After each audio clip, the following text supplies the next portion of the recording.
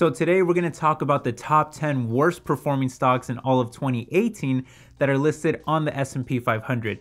And I'm going to share my opinion on every single one of them, and I'll let you know if I'm invested in any of them or if I plan to invest in them, given that their prices are so low at the moment. Let's go ahead and get started.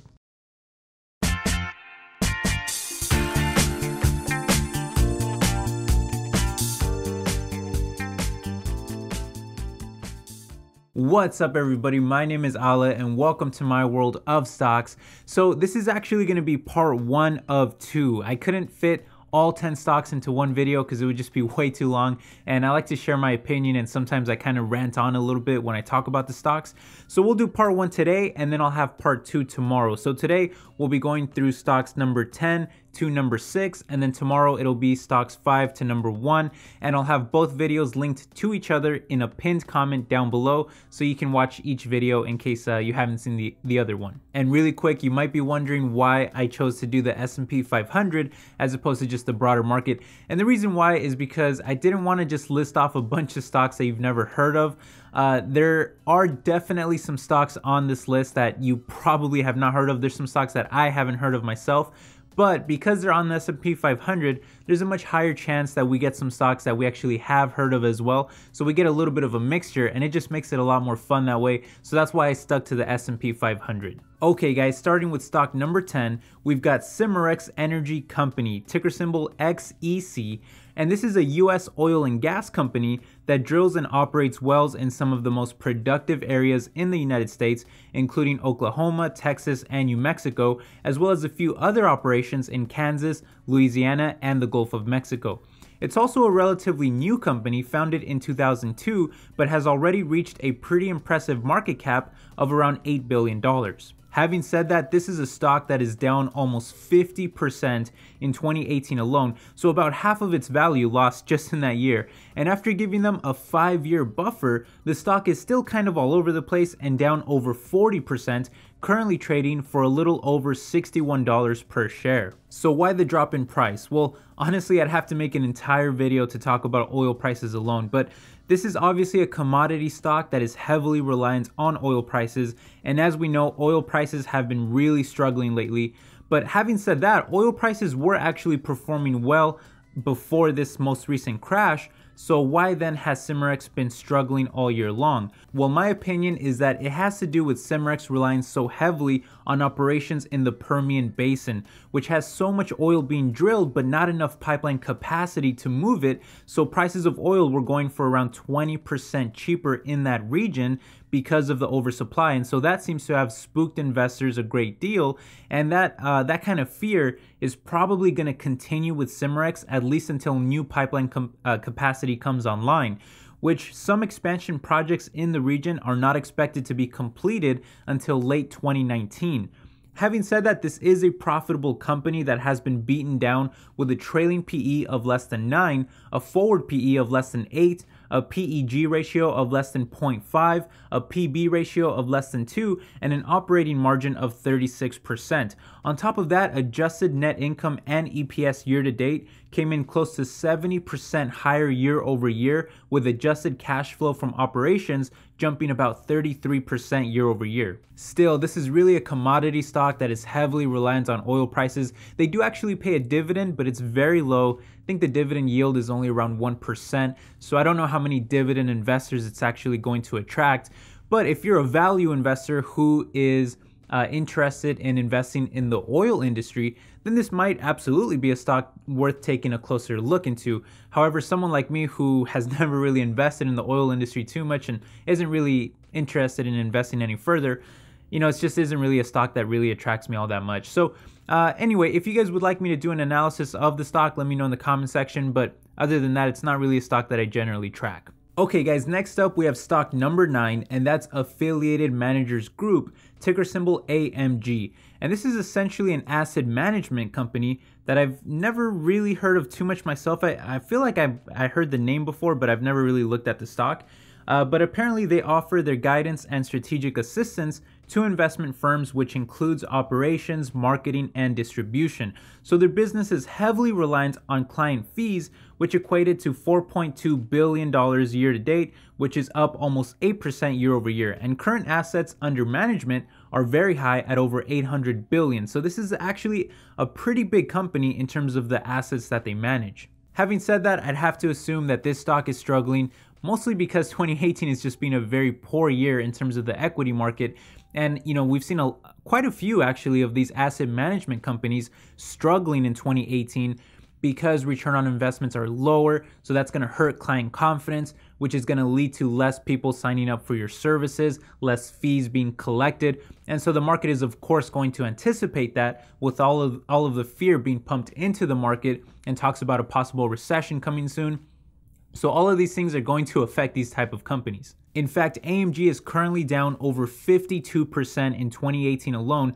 And when looking at the past 5 years, they have had a couple periods of climbing up in share price and performing a little bit better, but mostly thanks to this most recent crash in the equity market, this stock is still down over 55% in the past 5 years, which is really catastrophic. And it currently trades for around $97 per share. Now they do pay a dividend, but it's very low with only a 1.25% yield and an almost non-existent growth history of just a single year. As far as their valuation goes, it makes sense that they're pretty cheap right now considering the drop in price, with a forward PE of only 6 and a PEG ratio of about 1, and then a PB ratio of just 1.4 with an operating margin of 34%.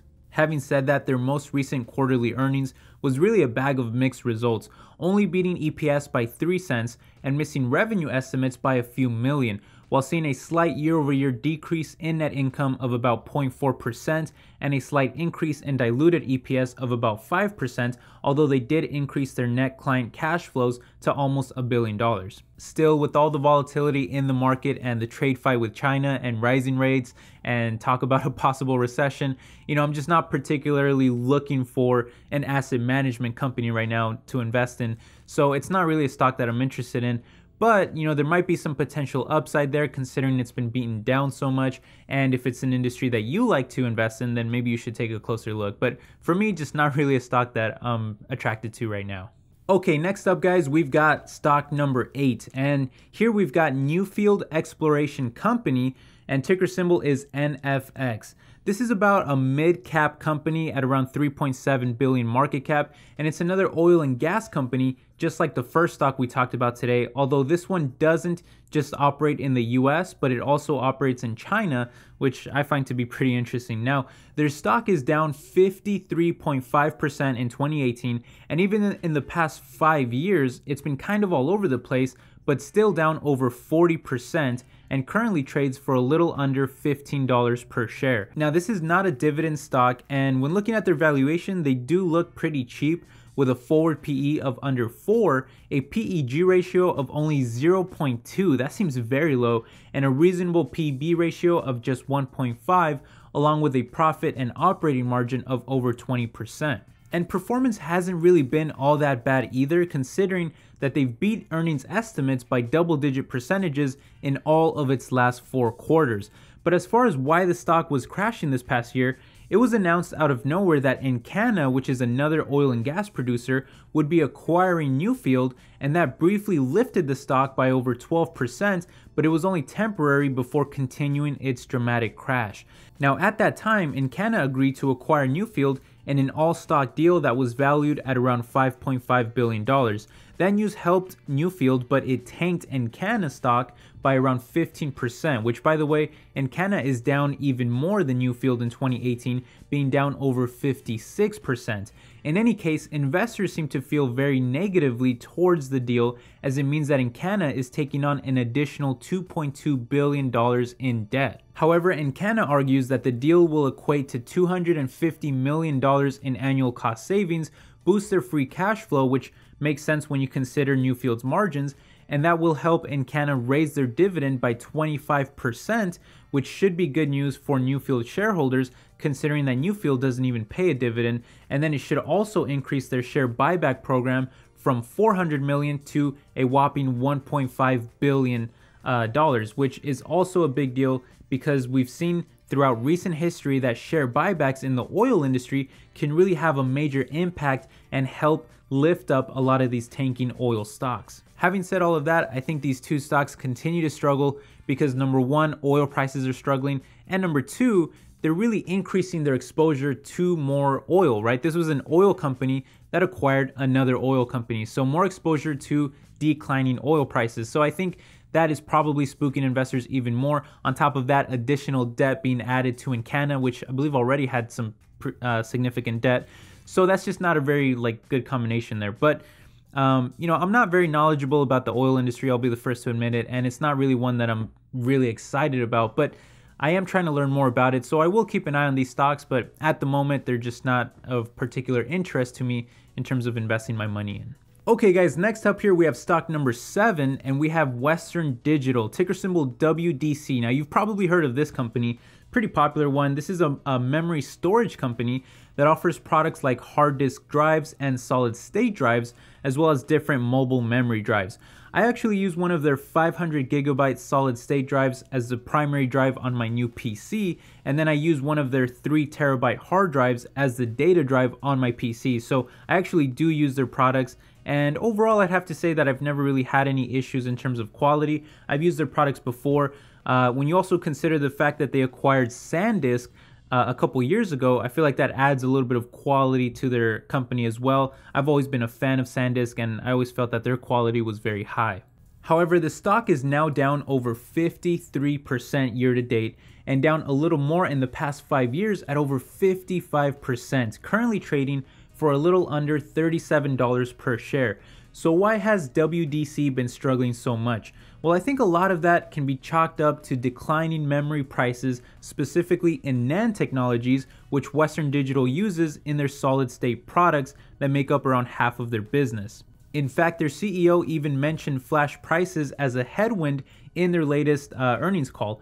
And when we look at DRAM Exchange, which tracks the prices of memory chips, they mentioned in their report back in October that NAND prices dropped by around 10% in the third quarter and are expected to drop another 10 to 15% in Q4, with 2019 being expected to be another bad year due to oversupply. This ultimately hurts Western Digital's profits, as we can see in their latest quarter where revenue dropped by 2% quarter over quarter and 3% year over year, with operating income dropping 15% quarter over quarter and 21% year over year, and EPS dropping 16% quarter over quarter and 15% year over year. Free cash flow also took a massive hit, dropping 28% quarter over quarter and 46% year over year, along with missing analyst estimates as well. Of course, this horrible performance really made their stock much more attractive, with a forward PE of less than 5 and a few other metrics looking extremely attractive as well.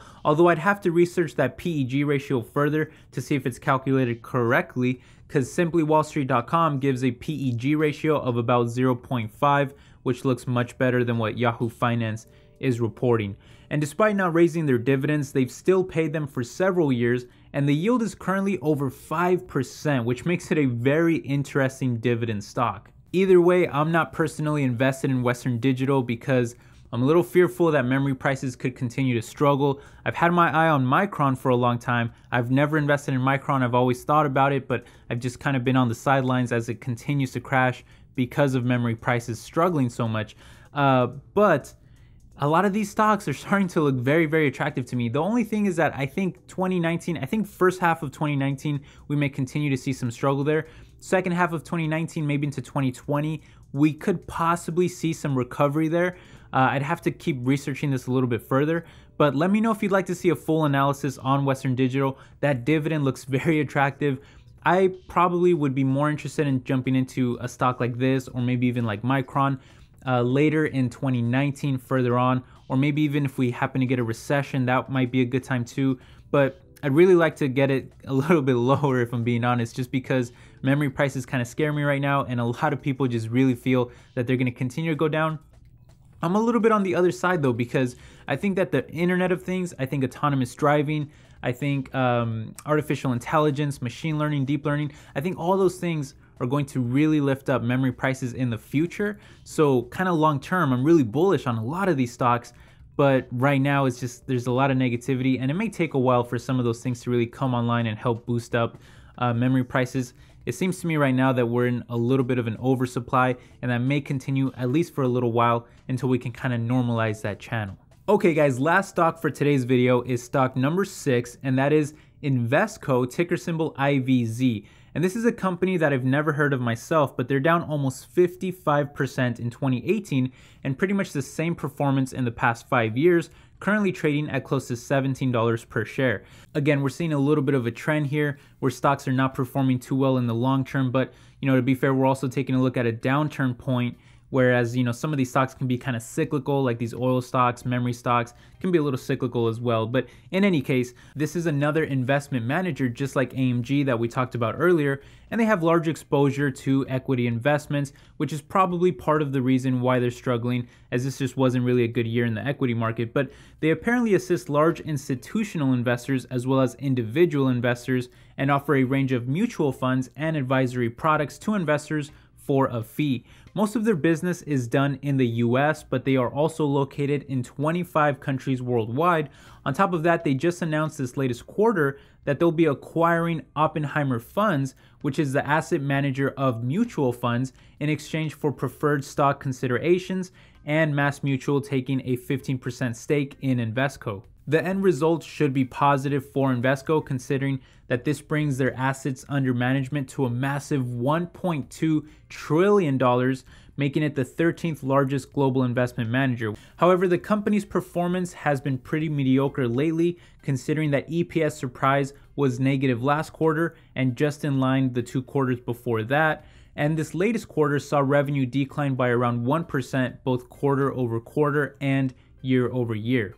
Having said that, their valuation is pretty attractive, with a trailing and forward PE of around 6 and a PB ratio of less than 1. On top of that, this is a dividend stock that I've never personally looked into, but according to SeekingAlpha.com, they have a yield of over 7% right now, with a payout ratio under 50% and almost a decade of dividend growth, which is also pretty attractive. Still, like I mentioned before, I'm not particularly interested in any asset management company right now, but man, that dividend is looking kind of enticing. So I don't know, I may have to take a closer look at this one, but just still at the moment, not really a stock that I'm interested in too much. Alright guys, I think that just about does it for today's video. Tomorrow we will look at stocks number 5 to number 1, and I know that there's at least 2 stocks on that list that a lot of people are talking about heavily right now, so you definitely don't want to miss that video. And I'll have both videos linked to each other in the comment section on a pinned comment once they're both uploaded. If you have any thoughts on any of these stocks, make sure you let me know in the comment section if you want to see any analysis of any of these stocks. I know a couple of people asked me about Western Digital, so if that's a stock that you'd like to see analyzed, make sure you let me know, or any other stock. And hit the like button if you enjoyed this video, and I hope that you all have a wonderful, beautiful day. Happy New Year, by the way. 2018 was a great year for the channel. I'm expecting a lot of good stuff in 2019 too. So thank you for all the support, guys. It really means a lot to me, and I'll catch you guys later. Take care. Bye-bye.